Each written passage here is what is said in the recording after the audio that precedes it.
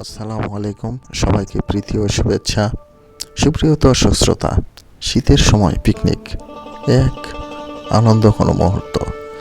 আর এই আয়োজন করেছেন আমাদের তোফাজ্জল চাচা।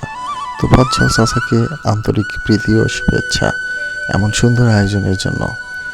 এবং বাগদার হিসাবে আমাদের এই তোফাজ্জল চাচাই আছেন।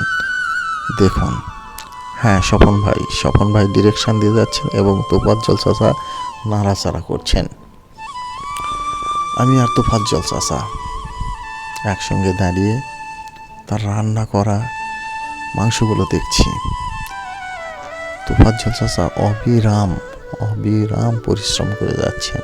আমাদের আইটেমগুলো দেখুন, শীতের সময় আলুর ঘাটি এবং গরুর মাংসের কালা ভুনা রান্নার আয়োজন চলছে।